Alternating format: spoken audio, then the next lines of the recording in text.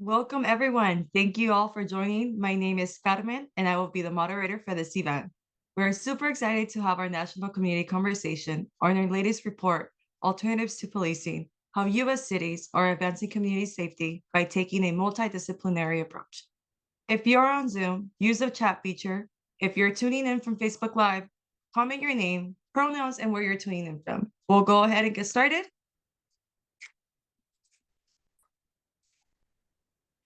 Hola a todos, bienvenidos. Dejen su nombre en el chat. Perfecto. Perfect. So my name is Ivana and I'll be the interpreter. Well, one of them, and I'll say everything in English and then in Spanish for the first slide so that we get everyone on the same page. Mi nombre es Ivana y voy a decir todo en inglés y en español en lo que aprendemos la interpretación, pero I'm one of the interpreters for today, and I'm here because the organization has made a commitment to practice linguist justice. So we don't want a dominant language in this space. We want everyone to speak from the language of their heart. So this means that I will be interpreting between English and Spanish. And we also have an ASL interpreter today as well. So she will be interpreting into ASL. For ASL interpretation, she will be spotlighted throughout the meeting. So you can just watch through there. And then for Spanish and English interpretation, we will turn it on as soon as I'm done here. For our speakers, just keep in mind the Spanish is 20% longer than English, so speak slowly. And then once we turn it on, at the bottom of your screen, there's going to be a globe. You're going to click on it and you're going to pick your preferred language, unless you're bilingual.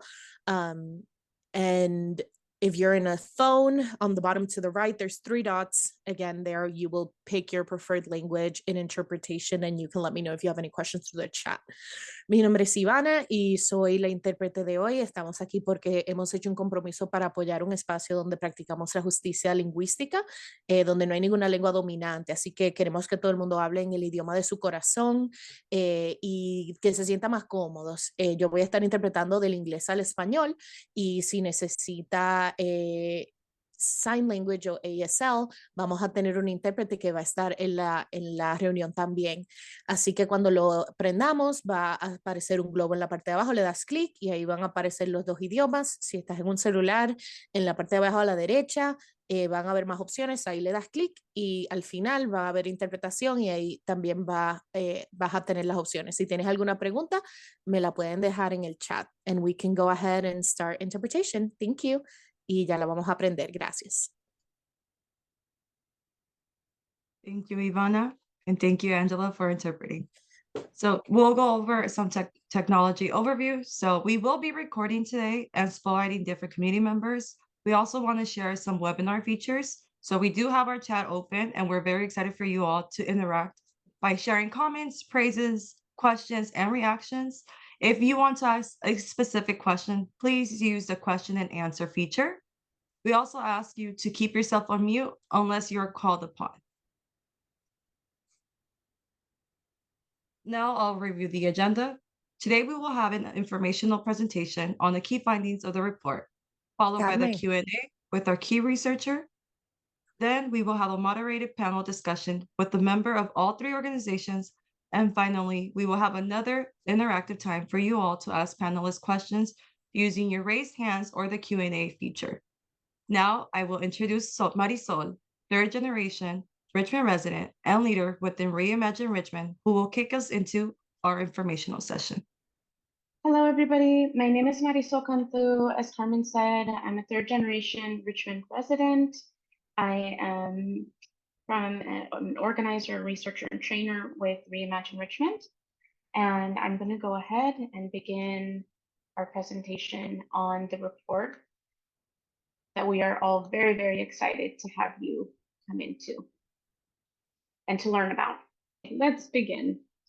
Thank you for joining us as we share our new report entitled Alternatives to Policing, How U.S. Cities Are Advancing Community Safety by Taking a Multidisciplinary Approach, which is actually a follow-up to our December 2022 report entitled Criminalization versus Care, how the 20 largest cities invest their resources. Our current report, Alternatives to Policing, is really intended to support community's calls for city to address the massive disconnect between what residents' safety needs are and what they actually receive.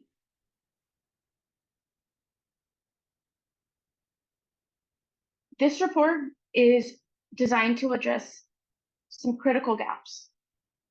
One, our cities are making huge investments into police departments as the dominant way to meet public safety needs, as seen in Figure 1. US spending on police has increased 230%, but there has been very little analysis on what the actual safety needs are in community. And so police department increases and it's going unchecked. And then second, there has been an incredible variety of alternatives to policing being implemented in cities across the US. So our organizations wanted to collect and share this data so that it can better inform community discussions of safety. Our report is broken down into 3 sections. So the first section is the 911 call data from 8 cities across the United States that had recent 911 call data available and provided geographic diversity. And those cities include Chicago, Los Angeles, Denver, Baltimore, Phoenix, Cincinnati, Richmond, California, and Nashville. So often our cities are increasing their investment in policing without having a real understanding of what community needs are. So we use the 911 data to better understand what those needs are. We examined all 6.3 million calls for service in those 8 cities in 2022 and identified all those that indicated discrete crimes, potential crimes, or other incidences for which service was requested from residents, such as car accidents or abandoned cars. We then grouped those 4 million calls into one of 6 categories, which is what you can see on the right-hand side. Interpersonal violence and conflict, mental, physical, and behavioral health concerns, vehicular violations, accidents, and concerns, quality of life concerns, security concerns, and crime investigation.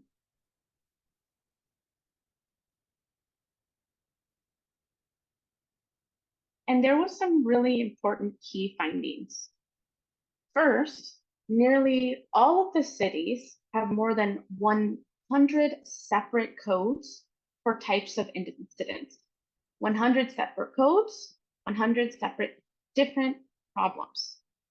And all of those are currently being responded to by one system, police. And some of those cities have more than 200 different codes. So we're asking the police to address over 100 separate types of problems, and it's extremely ineffective for each call as they may require different skill sets. Another finding is that despite the current view that a significant amount of police officers' time is spent on violent offenses, even personally, I thought that was the same for Richmond. When we looked at the data, merely 1.8 of the calls were for reports for gunshot, and another was 2.2 were for what the FBI classifies as violent offenses such as murder, rape, robbery, and aggravated assault. So quite a low number going towards very violent offenses. Another 21.3% of calls were for call types of violence or conflict or potential violence. However, nearly 75% of all calls to police were for incidents where the urgency was not related to stopping, preventing, or otherwise responding to violence.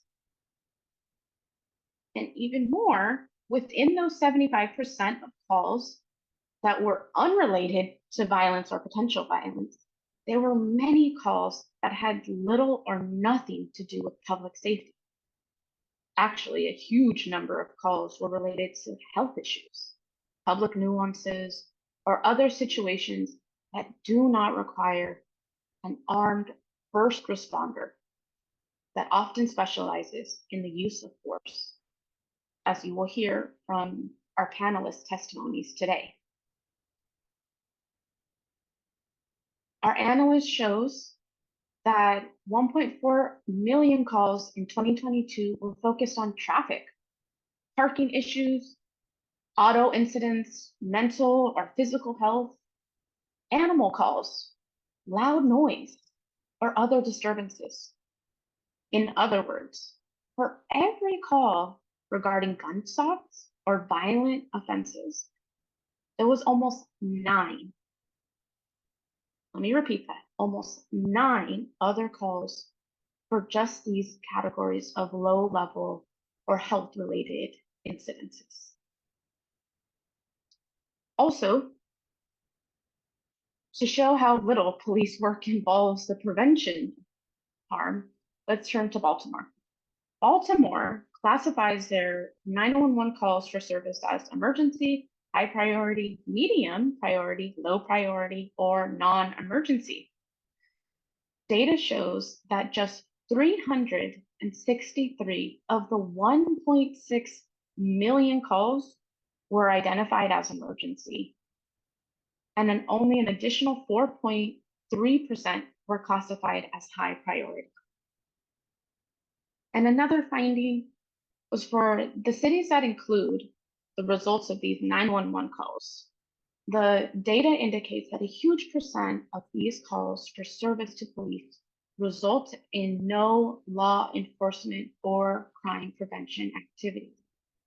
And it's unfortunate to say, to even name, that my dear beloved Richmond, that I live and breathe, in our city, the 2 most common outcomes were no police action and unable to locate.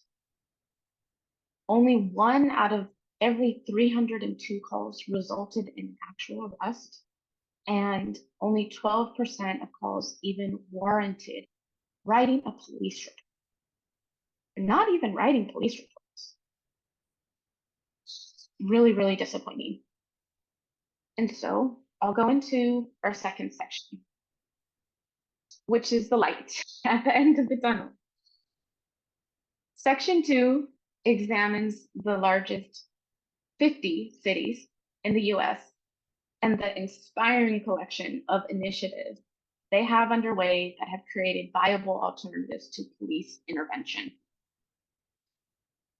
We investigated budgets from 2021 to 2023 and all of the websites for these cities to determine if they had implemented or were in the process of implementing any programs or initiatives in the following 4 categories: alternative 911 emergency response programs, violence intervention programs, health-centered responses, and civilianization initiatives.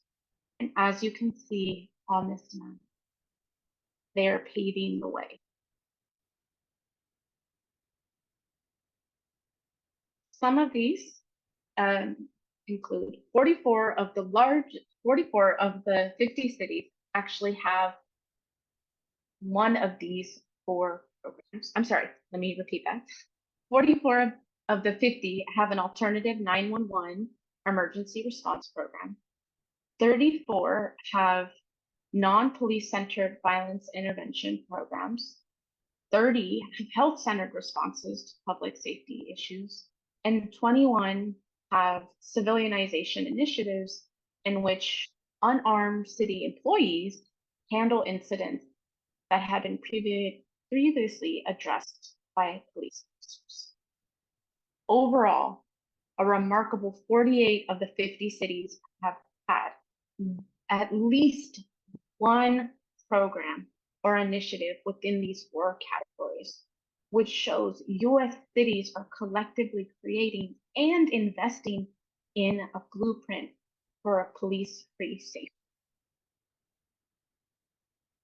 And what is a report without a solution?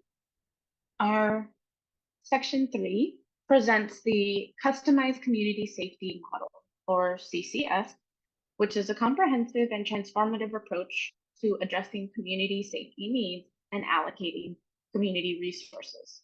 It makes use of specialized skills across multiple fields and seeks to deploy them within a holistic system of community care that addresses the root causes of crime and violence and advances community safety, health, and equity.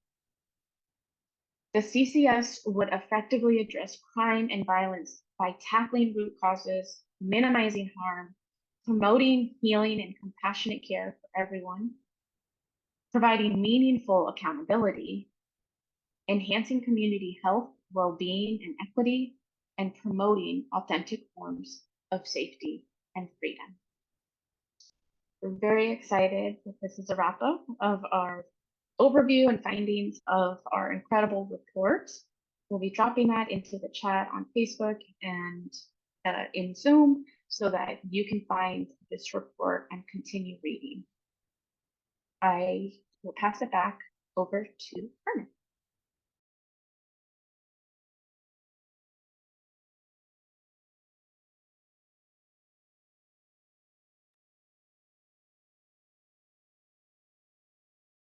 Thank you so much, Sol, for providing us the information on the report.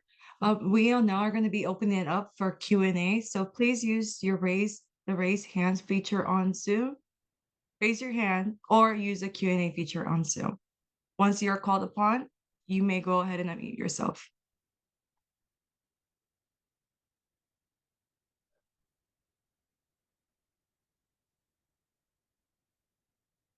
So I see that Vinny did drop a question in the Q&A chat.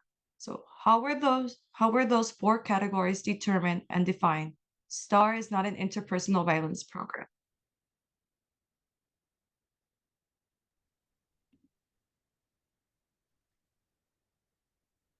We're going to invite our our researcher, Jim Freeman, and spotlight him to also be in the Q&A feature to answer some of these questions. That's a great question, Vinny. Yep. Hi, everyone. Great question, Vinny. So we were looking at alternatives that were responsive to the types of calls that were coming in. And you're right, that STAR is not an interpersonal violence program. We had it classified as an alternative emergency response program. As for the definitions, as you see in the report, the categories are fairly broad because there are significant differences across some of the programs that are highlighted in the report.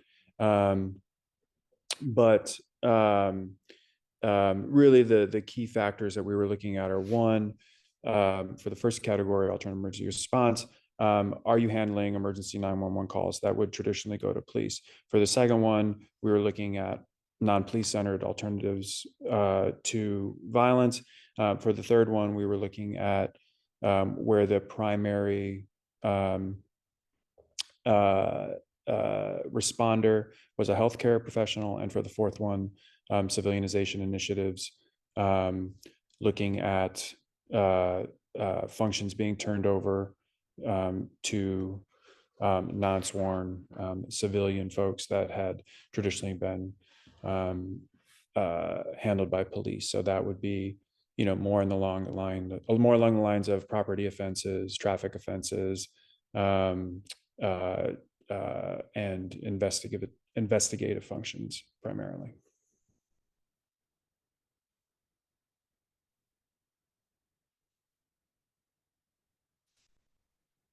Thank you, Jim, for answering the question. If anyone else has a question, please go ahead and raise your hand via Zoom or use the Q&A feature. I see that Rosa has her hand up. Rosa, you may go ahead and unmute yourself and ask your question.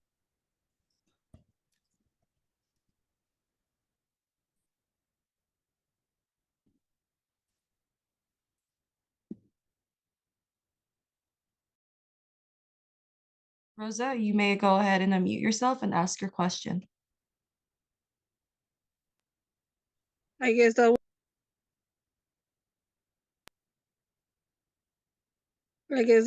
it was by accident. I don't know what happened. No worries. We'll go ahead and move on to our next person who has their hand up. Marcelino, you may go ahead and unmute yourself.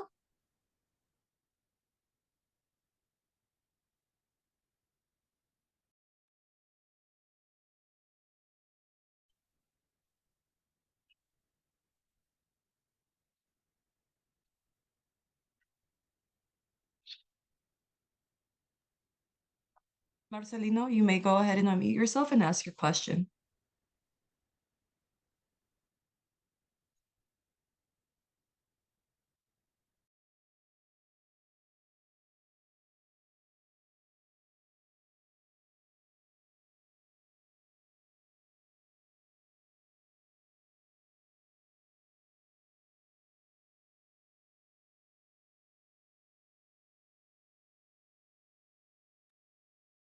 I've asked him to unmute, and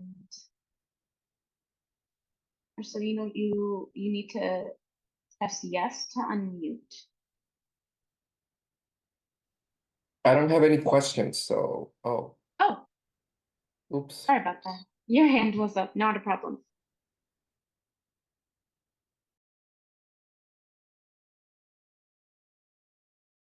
Okay, I don't think we have any other questions.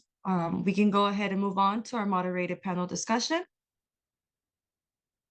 So for today, we do have 3 panelists. Our first up is Angela Aranda from Reimagine Richmond, a member and intern with Reimagine Richmond and local college student who is passionate about helping people improve their well-being and quality of life. She believes community-based solutions and methods of rehabilitation can help decrease criminalization. Up next, we have Nayeli Bañuelos, a lead youth organizer with Movimiento Poder, dedicated to empowering students to become leaders.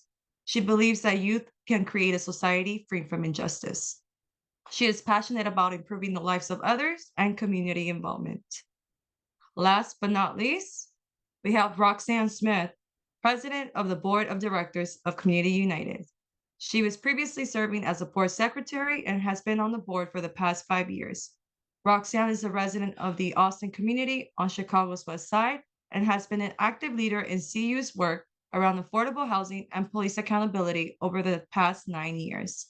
She is also a founding member of CU Survivors Alliance for Healing and Justice. Now we'll be moving into our discussions. So Angela, historically, what role has the police played in your community? Growing up in Richmond as a youth in a single parent household with a parent who struggled with substance use, I'm quite familiar with the role the police played in my community. For example, I remember a time when police showed up at my door for a truancy report called in by school staff. And all they did was tell my mom that if I didn't go to school, we would either lose our food stamps or she would go to jail. Those were their only solutions, taking away our food security or incarceration. My mom was struggling with an addiction, so this call could have been responded to by a youth worker, a behavioral health worker, or a community resource coordinator, but definitely not by the police. Historically in Richmond and many BIPOC communities, there's been an over-reliance on police to handle all social issues and calls, but that's resulted in excessive use of force, racial profiling, and discrimination by police. Policing tactics have been designed largely from a forceful approach rather than a multidisciplinary approach that is rooted in authentic care and safety. Our current policing system, I feel, is not designed to address the root issues of societal problems. like poverty, mental illness, and substance use, and often leads to which often fails to produce meaningful and long-term solutions for our community members, and continues to perpetuate the existing inequalities and fuel the tension between conflict between police and community members whose needs aren't being met.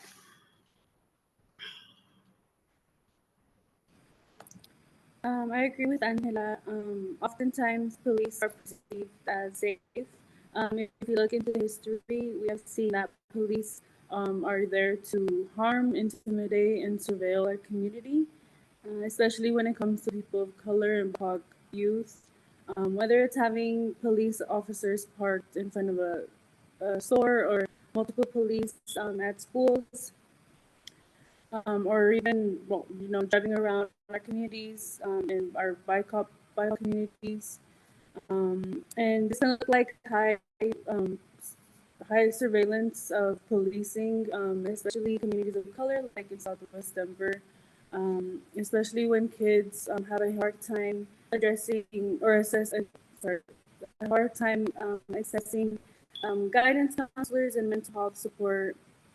This stems from the politicians who insist on using our resources to fund our police instead of funding our futures, which is what we need to thrive. We know that this leads to suspension, criminalization, deportation, and ruined futures of young people. But our people have a strong heritage of resisting criminalization. In Denver, March 1969, we remember the West High School walkouts, where students walked to protest against racism happening in DPS schools. Many of these students were met with police violence as soon as they stepped foot out of the schools. As people in racial justice space, we need to reflect on the history and law enforcement roles in Denver. We need to hold elected leaders accountable for how much funding they're investing in policing, when we could developing alternatives that can truly support the needs of community and our young people.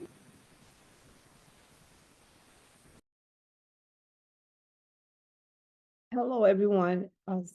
Thank you, everyone, for joining us tonight. My name is Roxanne Smith, and I am a longtime community member of the Austin neighborhood on Chicago's West Side. I'm here today as a mother, as a community organizer, survivor of police violence, and a leader with Communities United.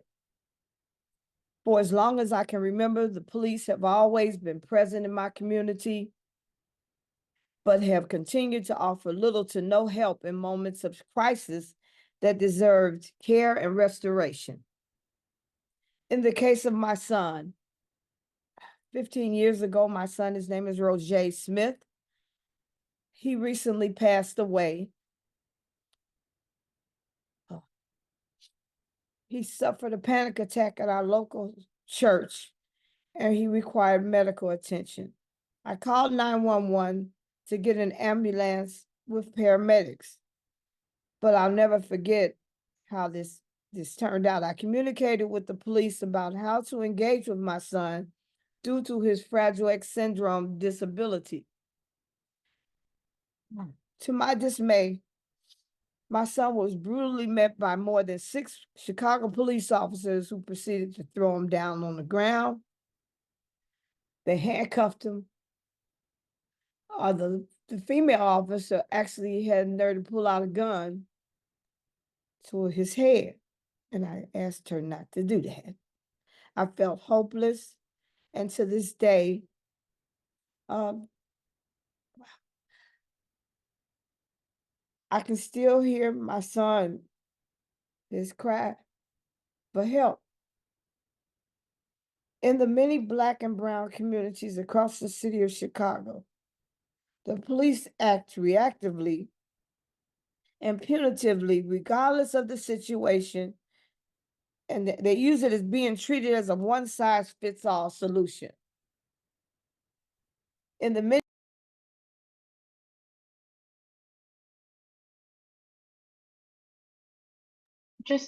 We just unmuted. Can you unmute yourself one more time, Roxanne? I'm sorry. In the many Black and brown communities across the city of Chicago, the police act reactively and punitively regardless of the situation, and it's being treated as a one-size-fits-all solution. That's not good.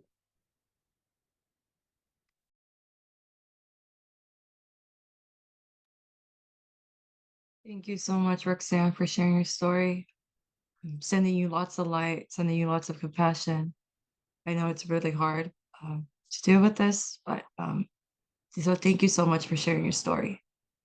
We'll take a little moment just to take it all in.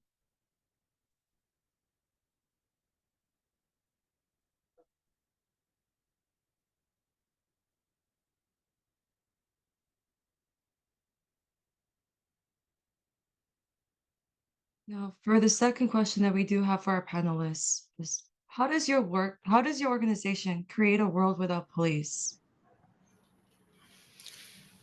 Reimagine Richmond works to create a world without police by pushing our city to invest in life-affirming resources and services. In 2021, we advocated for the reallocation of 3 million police funds from 12 long-standing vacant sworn officer positions into community-based solutions, which included investments into youth employment, violence and gun prevention, unhoused interventions, and a community-led city program to address low-level calls in Richmond called the Community Crisis Response Program. Reimagine Richmond is excited this program is set to launch in August of 2024, and we just advocated for a community advisory board to ensure that the community is at the helm of the design and implementation. The Community Crisis Response Program will address the mass criminalization and incarceration systems by sending crisis intervention specialists into the community for low-level, nonviolent 911 calls. 48 out of the 50 of the largest cities are already investing in alternative solutions, and they are paving the way towards a world without police. Here in Richmond, we're particularly inspired by Albuquerque, which is highlighted in our most recent report. Albuquerque has created a community safety department that operates independently from the police department and employs a public health approach by sending out behavioral health responders to requests for assistance regarding individuals who are experiencing issues with mental health and mental and behavioral health, inebriation, homelessness, addiction, and chronic mental illness. Reimagine Richmond believes that all cities should create a community safety and well-being department like Albuquerque.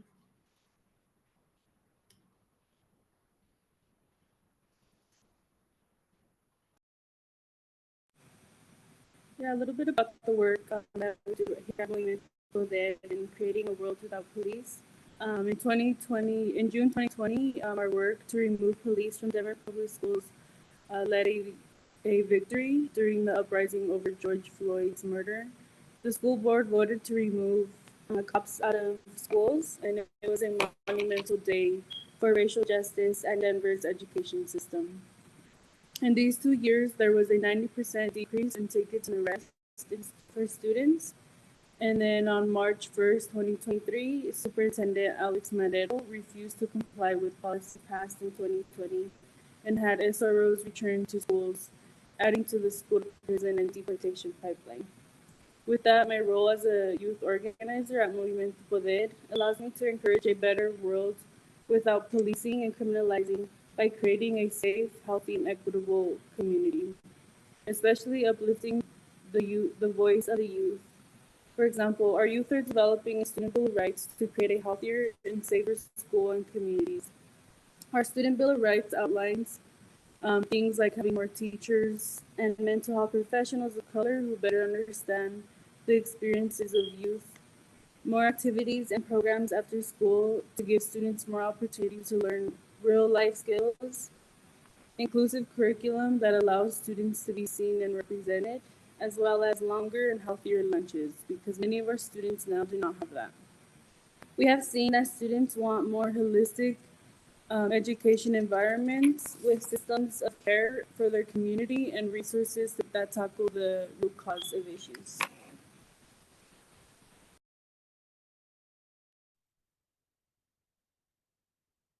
Oh, sorry.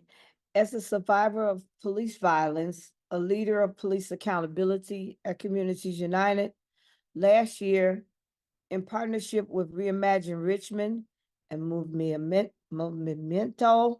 I'm sorry, I'm saying it right, Poder, we released a national report called Criminalization versus Systems of Community Care that focuses on the 20 largest U.S. cities and their investment in systems of community care. Through that report, we saw that in 2022, 1.9 billion was invested in criminalization, compared to just the 265 million that was invested in systems of community care. Under systems of community care, we would be addressing the root cause of safety. So the topic of alternatives to policing is not new to us. As we see police budgets across the nation's rise, like in Chicago, where the police department budget has increased from 1.9 billion to 2 billion. We are continuing our study and call for an increased investment in systems of community care and safety, and disinvestment in systems of criminalization and violence. At Communities United, we build coalitions through grassroots organizing. We engage leaders with lived experience to develop and advance power building strategies to create transformative systems change, which includes shifting resources from the criminal justice system into restorative justice alternatives. Personally, after witnessing my family being abused by Chicago police officers for decades, my work will always be informed by organizing for and building systems of safety rooted in community, wellness, and restoration. Thank you. Shout out to all three organizations and every other organization that is really trying to push for alternatives to policing. So our last question is, how does your city, what categories of calls can be diverted to alternative responders? In 2022, in the city of Richmond, the most 911 calls were security concerns at 28.6%, followed by quality of life concerns at 26.7%. So some of the categories that Reimagine Richmond will be advocating that the Community Crisis Response Program respond to are quality of life concerns, mental, physical, and behavioral health concerns, interpersonal violence and conflict, and security concerns. For quality of life concerns, we would like the Community Crisis Response Program to respond to music, party, and loitering calls. For example, for music and party 911 calls, they should be diverted to a responder trained in de-escalation and that can help repair neighborhood disputes so that residents can feel more comfortable talking to their neighbors instead of calling a 911 requesting a police officer to respond.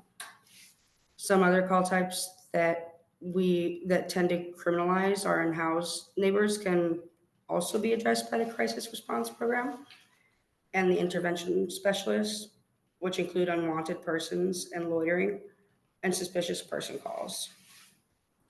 They can provide wraparound services to the unhoused populations so they can prevent more of these calls from and further incarceration of those who simply have nowhere to go.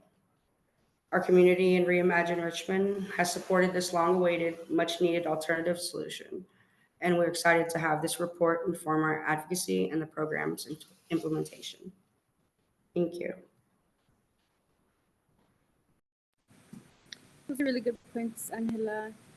Just want to share, in Denver, instead of having police officers respond to mental, physical, and behavioral health concerns, the community can divert to mental professionals and health professionals who are trained to speak and treat folks who are experiencing health or behavioral concerns. These professionals can treat or de-escalate situations and tackle the root cause of the situation. Too often what we see is a vast disconnection between what the community needs and what we receive with police intervention.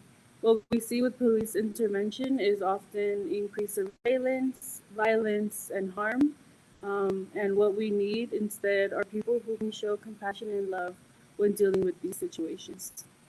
For example, expanding the programs in Denver, like the STAR program, where STAR provides a person-centric mobile crisis response to community members who are experiencing problems related to mental health, depression, poverty, homelessness, and/or substance abuse, as well as developing a multilingual comprehensive health, wellness, safety, and reentry map of services and programs, including eligibility criteria, agency and division contacts, and application links. Thank you.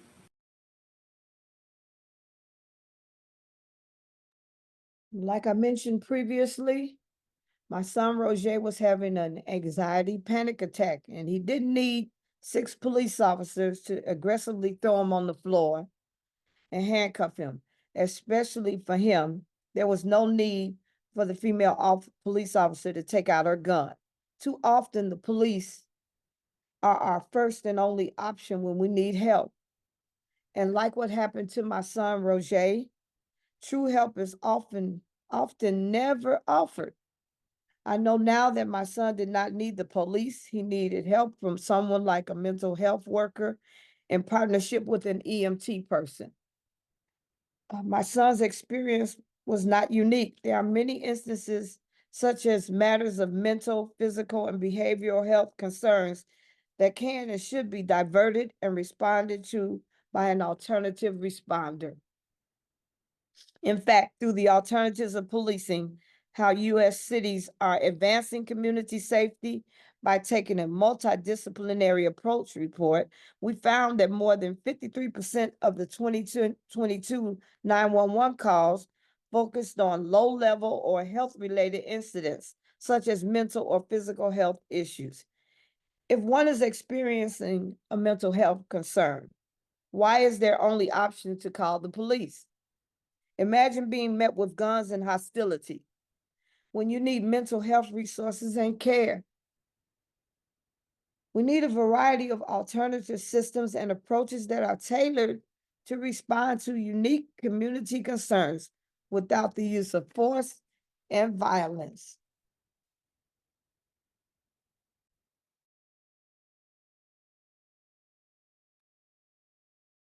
Wow. Thank you so much, Roxanne, for sharing once again. I do just want to take a little bit of time just to say his name. Say his name, Roxanne. Roger Smith. Roger. His name Roger is Smith. Roger Smith. I have him on my necklace. Thank you. Thank you all.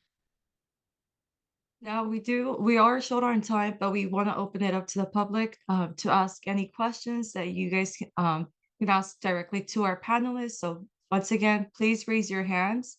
And if I'll double check right now to see if we have any questions in our Q&A feature.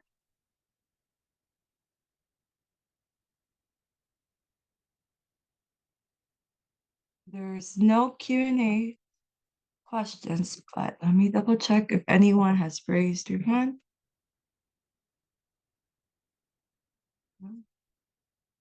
I don't see any on my end.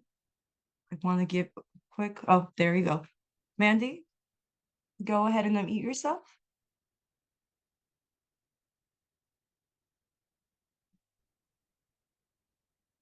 Perfect. Thank you. Can you hear me? Hello? Yes, we can. Oh, I'm sorry. Okay. Hi, Mandy from Texas. A quick question for Roxanne. Because I'm based in Texas, is there any alternative policing programs or people that you can reach out to in Chicago instead of calling the police that have been helping the community? All right. Right now, no. So now that he's passed on, I really had to stand. As I've seen more and more of this happening, it's time for, as a mom, as a person who has compassion for children with disabilities or mental health issues, I really have to step it up some more too. We really got to do something about this, but no, to answer your question. I just want to thank you for sharing your story, and that's all I have to say for right now. Thank you. Thank you.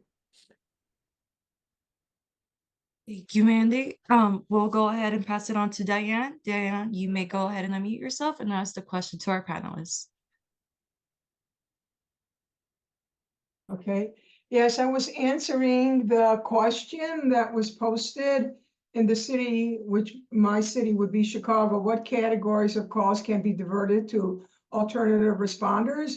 And my answer to that was, maybe seeing a homeless person sitting on a bench loitering. Instead of sending police, it would be a perfect situation to divert that to alternative responders.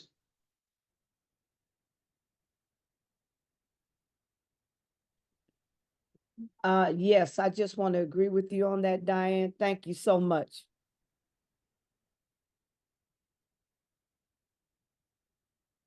Thank you, Diane. I see no more questions in the Q&A or any other raised hands. So we'll go ahead and move on. So as we close this amazing event, we are going to be inviting a representative from each org to share a quick call to action for you all to get more involved. So first, we're going to start off with Chicago, and as we welcome back Roxanne. For generations, elected leaders have designed systems that focus narrowly on the use of force and lethal encounters by relying excessively on police, regardless of the community's concerns or needs. The data tells us that the police do not adequately respond to every situation. Although helpful, I didn't need the data to tell me this. When I witnessed my son being slammed to the ground and handcuffed while he was experiencing an anxiety attack, I knew the police were not the answer to all the community concerns. We must learn strategies on alternatives to police from other cities. Our community doesn't feel safe. We need to evolve on how we approach safety. I ask you to join me to either get involved. We will add a link in the chat or see how other cities are applying other strategies on addressing safety in their city. I hope everyone here today joins us in calling on every city to adopt and expand alternatives to policing through restorative approaches that strive to foster safe and healthy communities, particularly within the Black, Latina, Native, Indigenous neighborhoods. Thank you.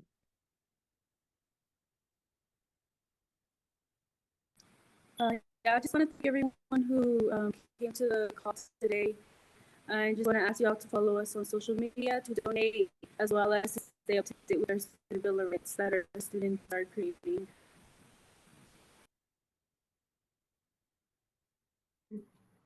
And it's Marisol from Richmond.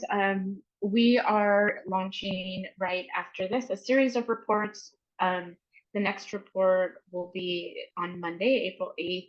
It's a local community conversation. This was our national. We're going into a local community conversation where we're going to be sharing a qualitative report on our work at looking at 911 scenarios and having community members choose different responders for those different scenarios. So that will be happening, and we'll have that in the chat.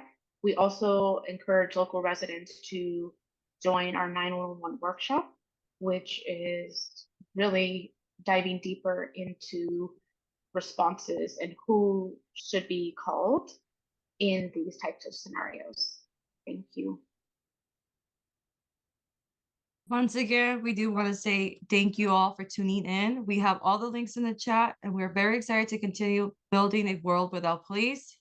Stay connected with us. We did drop our handles for Facebook, Instagram, and well, X now. It used to be Twitter.